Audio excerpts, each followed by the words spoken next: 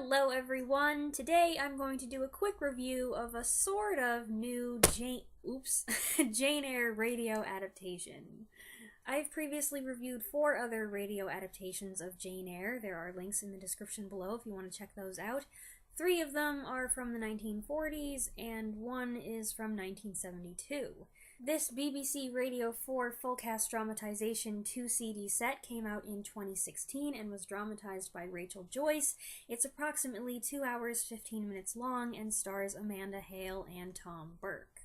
Unlike when I listened to the 1940s radio adaptations of Jane Eyre when I was familiar with the actors, or at least most of them, had seen them in multiple movies, some of them a lot of movies, and so I had certain expectations of what they would bring to the role going into it.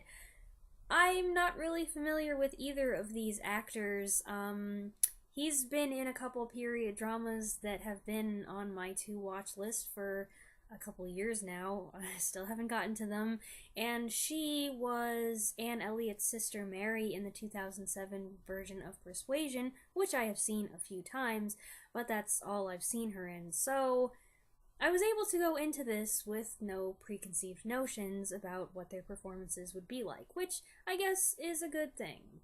I want to emphasize that this is a dramatization, not an audiobook. Audiobooks usually consist of one person reading the book to you, while dramatizations are acted out with multiple people in the cast, with music and sound effects added in. I would much rather listen to a dramatization over an audiobook, as audiobooks tend to make me feel restless and inattentive. But 135 minutes is still a long time to just sit and listen to something, so I still needed something to do, so I dug out my coloring stuff. Anybody remember Lisa Frank? To tell you the truth, I don't actually enjoy coloring that much, even though it's really popular right now and everyone talks about how relaxing it is. I actually find it frustrating and tedious, and obviously I'm not great at it anyway. But it's something that keeps my hands busy while letting my brain focus on the show. Unfortunately, I forgot to grab something to take notes on, so I ended up jotting my barely legible reactions down all around the page. Just the kind of frame these artistic masterpieces needed. Yes, that's a waffle fish. Anyway, I quite liked this dramatization. It flows nicely from one thing to the next, and the script, and the actor's interpretation of it, feels quite natural. It's got strong atmosphere, and it has some great renditions of major scenes. Amanda Hale's Jane has a lower, more mature voice. She was 36 at the time she recorded this, so she doesn't sound like an 18-year-old, but few Janes do. Her Jane tends to sound a little subdued, but with an undercurrent of urgency in her private moments, which reveals that she's a woman with a restless, tumultuous spirit. The dramatization does feel a little dreary at times, and I know some of you are probably thinking, well, duh, it's Jane Eyre, what do you expect? But call me crazy, I don't generally think of Jane Eyre as depressing. But here, the Gateshead and Lowood sequences with Jane's subdued delivery does make things feel pretty bleak. Therefore, Rochester's entrance into the story is a welcome change for the listener as well as for Jane.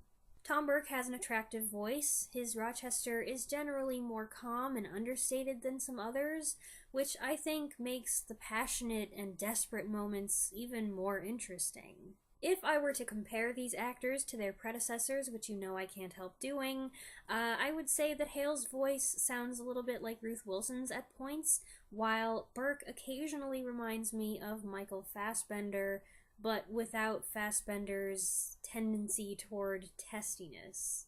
I did detect a couple times, by the way, when the script seemed to take a page from the 2011 film. Remember in the movie there's the scene in the snowstorm when Jane imagines it's Rochester knocking at the cottage door, but then it turns out to be St. John. There's something similar to that in this radio dramatization. It's not quite the same, of course, it couldn't be. And also, like in the movie, the reunion at the end takes place outside. Right there at Thornfield, actually, not at Ferndean. Hale and Burke play off each other very well, and it's thanks to them that we get a few enjoyable moments of levity, which probably seemed even funnier because they were unexpected. The best one, I thought, is when Jane corrects Rochester about the color of her eyes. It is abridged, so of course there are some lines that avid fans will notice are missing. I also wondered about some lines that were slightly altered. Like in the second conversation, paid subordinates is changed to paid servants. Is there something objectionable about the word subordinate that I don't know about? But it hits all the highlights and then some, and I was really quite pleased at all the original material that was retained. Miss Scatcherd, Rosamond Oliver, Jane writing to her uncle before the wedding, Jane's destitute wanderings on the moors, that's all in there. I was especially pleased that the entire St. John Rivers section of the book did not feel truncated, as it so often does. And there were those little crowd pleasers that made me happy. The inclusion of the Men in Green line, and I love how Rochester laughs at Jane's response. The staircase scene, where I was delighted to hear the "Good night, my" line. And there's a gypsy scene! It's a short one, and Burke doesn't really seem to be trying to sound like an old woman, but hey, it's a gypsy scene, I'll take it. On the flip side, though, the script isn't without some odd omissions and weak spots. There's no Miss Temple, whose kindness at Lowood is sorely missed. We never hear Adele's voice, which is weird. Blanche Ingram has a surprisingly weak characterization and sounds like a child, and the Rivers sisters seem pretty much interchangeable. And concerning the treatment of religion, the adaptation seems to pick and choose. Helen Burns is a prominent character in the first part, which is good, but her piety seems a little watered down and vague to me. So does adult Jane's attitude toward religion. Clear positive references to Christianity in the book seem to be minimalized, while the strong emphasis on religious hypocrisy in the negative characters is very much retained. I'm not sure if that was Bronte's intention.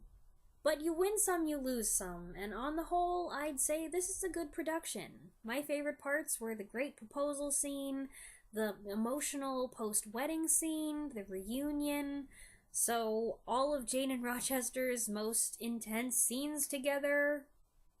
If the determining factor for how good an adaptation is how much I got into it, then I'd say this one ranks pretty high, especially among audio-only adaptations. I would never say, oh, you can just listen to this instead of reading the book, but I do feel pretty satisfied with it. It's abridged, yes, but it's Jane Eyre, and it still has all the good stuff, if you know what I'm saying.